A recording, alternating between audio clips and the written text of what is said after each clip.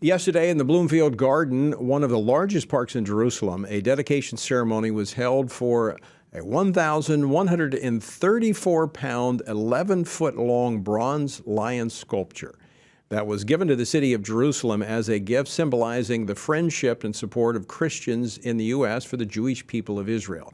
The Lion of Judah statue has been installed. It was installed back in May of 2020, but the dedication of the statue was postponed until yesterday due to the COVID-19 pandemic. And the story behind the statue goes back even further than that. And with me now to talk about the Lion of Judah's journey to Jerusalem is the sculptor, the creator artist Max Greiner Jr. of the Coming King Foundation based in Kerrville, Texas, a good friend of FRC. Max, welcome to Washington Watch. For the invitation and opportunity to kind of share what God's doing with us. Well, this is fascinating. I know you were not able to be there because of an emergency in the family, but Right. You've got to be excited about the fulfillment of this vision of giving this Lion of Judah to the city of Jerusalem, to Israel. Yes, sir, I am. And God, He orders our steps and He puts our priorities out. And I had to be here with the family on some things, crises we had here, but God's on everything. And so I'm kind of like old Moses with the Ark of the Covenant and the Ten Commandments. He didn't get to go into the Holy Land Israel either. He had to stay and watch from a distance. And so that's kind of what I had to do. And ironically, this lion is kind of a type of the Ark of the Covenant. It actually, when we shipped it to Israel, it landed in a port called Ashdod. And then it was brought down the road to a storage that we had arranged with the Joseph Project, and it happened to be in Bet Shemesh, or Shemesh, however they say it. And that's the exact route that the Ark of the Covenant followed, with Moses and Joshua, and when it was captured and taken over. So literally, it went to Bet Shemesh, and then it sat in a warehouse for almost 2 years. Just like the original Ark of the Covenant had to sit in the house of Obed-Edom, I believe was his name, and before the king called it into Jerusalem. Yeah. And so it's kind of followed a similar path. So it's quite amazing, and we think this is kind of a type of Ark of the Covenant. Well, that's a tenth of the time. 2 years, it was 20 years in his house, and his house was blessed during that time. Let's talk about the motivation, the inspiration behind the sculpture. Tell our viewers about that. Well, you know me a lot of years, Tony, and I figured out, back in 1986, I guess, that God could give me ideas. And so instead of just working up my ideas the typical way an artist does, I'm also an architect. Instead of doing it that way, I kind of got spoiled with a divine servant and learned that he would tell me what he wanted if I would just listen. So this Lion of Judah was inspired when I was standing on a hill in Kerrville, Texas, right on Interstate 10. And God had just given us land to build a sculpture garden to honor the Lord. And it was worth millions of dollars. And as I stood on that hill, there was a beautiful point that extended out towards the interstate. And again, this location happens to be halfway between the Atlantic and Pacific Ocean on Interstate 10 at the same latitude as Israel. And so anyways, I asked God, Lord, what do you want to put here? This is a wonderful place. And I believe He spoke into my mind. And I got what you might call a word of wisdom. And He said, I want to sculpture a big lion right here with the Ten Commandments monument. And so I said, oh my gosh, Lord, that would be a wonderful thing to have, a real big Ten Commandments monument with a lion on it. And so that began the vision. I got plenty of confirmations as soon as I shared it with my wife, Sherry, and other Christians that were involved in our project to build a sculpture prayer garden for Jesus on Interstate 10. And so as we got into the project, I actually started, working on the foam and carved it out of foam first, and then started later to put clay on it. And that's what the clay looked like. But what happened is I got delayed with my life and everything going on like so many of us do.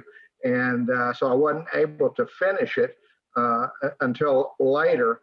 But this lion, in the meantime, I had felt like the Lord was telling me the number one needs to go to Israel.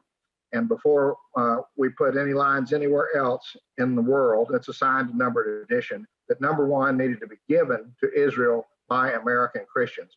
So many Christians helped me, friends, prayer intercessors, a lot of different people over a lot of years. But when we finally got the project and decided to do it, we got Leadership Inc. and Jeff Anderson and Barbara Anderson here and Kerrville to help us raise the money to get it over there. Now, Sherry and I were donating our profits in Eagle Bronze in Lander, Wyoming, one of the biggest foundries in the world, owned by Christians, Monty and Beverly Paddleford. They were donating their profits. But we still had a whole lot of cost to getting it over there. And we thought that raising the money was the hard part. And it was hard, but that went pretty fast. Then we had to figure out how to ship it to Israel. And shipping anything is super expensive. But by the grace of God, God provided the Joseph Project and Harvest for Israel that does humanitarian work in Israel to help us get it over there. And then we got it over there. We tried to give it to the nation of Israel and the city, and even the Jerusalem Prayer Breakfast folks, Howard Vexler and Michelle Bachman and others helped us try to get it there, but we couldn't get the approval. And so this lion sat in a box, just like the Ark of the Covenant sat in a box in Bet Shemesh. And for all this time, until in a sovereign miracle, I believe, a divine appointment, the Deputy Mayor Fleur sat next to Michelle Bachman, former Congresswoman Michelle Bachman, at a banquet. And they struck up a conversation, and Michelle knew about this and had already prayed. And so she told the deputy mayor that we're trying to give them a free gift of a big lion that represents Jerusalem, King David, the tribe of Judah, the nation of Israel, and the Messiah. And so anyways, by the grace of God, Michelle got the deputy mayor to go right over. And what had transpired, we had before tried to give the lion during the administration of Mayor Barak, I think, or Barkat, and we never could get any acceptance.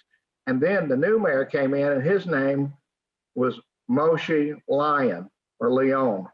And so in the administration of Mayor Lyon, they accepted the lion gift.